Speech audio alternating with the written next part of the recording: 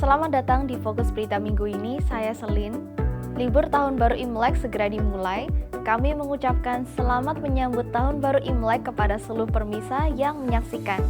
Sebelum bersiap pulang kampung untuk berkumpul bersama keluarga atau berwisata saat liburan, mari kita simak 5 fokus utama minggu ini.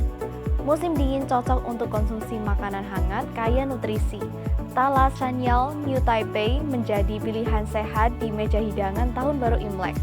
Jalur kereta api Jiji tahap pertama kembali beroperasi, menjadi pilihan ideal untuk wisata santai dan bersepeda saat libur Imlek. Layanan perawatan jangka panjang di Taipei tetap berjalan selama libur Imlek dengan pelonggaran syarat pengajuan perawat asing bagi keluarga pasien berat. Aturan baru pengemudi tanpa SIM resmi mulai diberlakukan dengan kewajiban pelatihan dan denda yang lebih berat. Dan kasus pertama hantavirus tahun ini telah terkonfirmasi. CDC Taiwan masyarakat mengimbau masyarakat untuk memperketat pencegahan tikus saat bersih-bersih akhir tahun. Mari kita simak 5 peristiwa kunci minggu ini. Konsumsi Sanyal untuk asupan musim dingin, cita rasa lokal sambut Tahun Baru Imlek saat suhu mulai menurun. Masyarakat pun memasuki masa persiapan hidangan Tahun Baru Imlek. Dinas Pertanian Pemerintah Kota New Taipei merekomendasikan talas Sanyal sebagai salah satu dari 3 pangan sehat New Taipei yang cocok untuk asupan bergizi di musim dingin sekaligus hidangan perayaan. Sanyal New Taipei banyak dibudidayakan di wilayah Shaanxi, Pingxi, Gongliao, Ruifang, dan Sanchi dengan tekstur halus, rasa lembut, serta kaya serat pangan. Bahan ini cocok diolah menjadi sup atau hidangan manis dengan cita rasa ringan dan tidak berminyak. Dinas Pertanian menambahkan berbagai koperasi petani setempat telah menghadirkan produk Sanyal segar maupun olahan sehingga masyarakat dapat menyiapkan hidangan sehat dengan praktis sekaligus mendukung pertanian lokal. Jalur Jiji kembali beroperasi, wisata kereta api santai cocok untuk libur Imlek.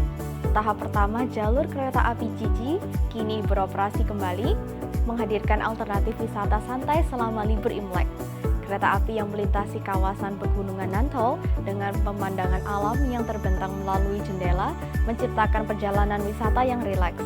Setibanya di Jiji, wisatawan dapat berjalan-jalan di kawasan Jalan Tua, mengunjungi bangunan bersejarah, atau bersantai di kafe yang direnovasi dari rumah tua. Jalur ini juga cocok dipadukan dengan wisata sepeda, menyusuri koridor hijau di sepanjang rel dan menikmati pemandangan alam yang berpadu dengan jalur kereta. Jika proses restorasi telah selesai, jalur ini akan terhubung dengan lebih banyak rute lainnya untuk menghadiri pengalaman wisata kereta api yang lebih lengkap. Layanan perawatan jangka panjang di Taipei tetap berjalan selama Imlek bagi keluarga yang merawat lansia dengan disabilitas atau pasien penyakit berat. Libur Imlek kerap menjadi periode dengan tekanan tertinggi. Dinas Kesehatan Pemerintah Kota Taipei menyampaikan bahwa layanan perawatan jangka panjang tetap beroperasi selama libur Imlek, mulai malam tahun baru hingga 5 hari Imlek, guna memastikan keluarga yang membutuhkan tetap memperoleh dukungan. Seiring kebijakan baru, persyaratan pengajuan tenaga perawat asing bagi keluarga pasien penyakit berat juga telah dilonggarkan dengan integrasi skema tanpa asesmen sehingga dapat mengurangi beban perawatan jangka panjang. Informasi lebih lanjut dapat diperoleh melalui hotline layanan jangka panjang 1966. Aturan baru pengemudi tanpa SIM berlaku, denda dan pelatihan diperberat untuk menekankan resiko kecelakaan lalu lintas. Revisi peraturan transportasi kini resmi diberlakukan. Dalam aturan baru, pengemudi tanpa SIM yang tertangkap akan dikenai denda lebih tinggi, kendaraan disita sementara, serta diwajibkan mengikuti pelatihan keselamatan lalu lintas dengan biaya sendiri. Direktorat Jenderal Jalan Raya Taiwan menyebutkan bahwa kasus pengemudi tanpa SIM terus meningkat. Oleh karena itu, pendekatan sanksi dan edukasi diterapkan secara bersamaan guna mendorong masyarakat menempuh jalur resmi untuk memperoleh SIM serta meningkatkan keselamatan berlalu lintas secara keseluruhan.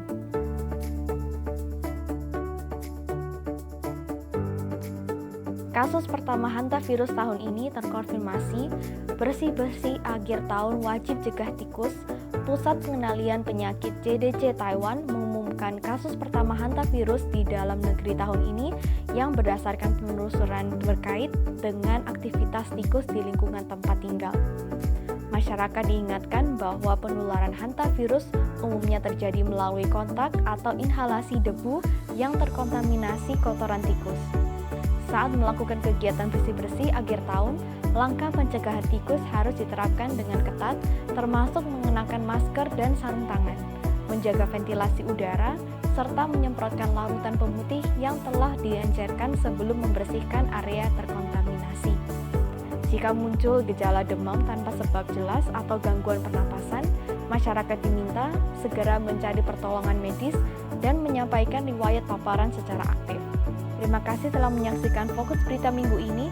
Taiwan Immigrants Global News Network menemani Anda mengikuti perkembangan terkini, memahami Taiwan sekaligus menghubungkan dunia.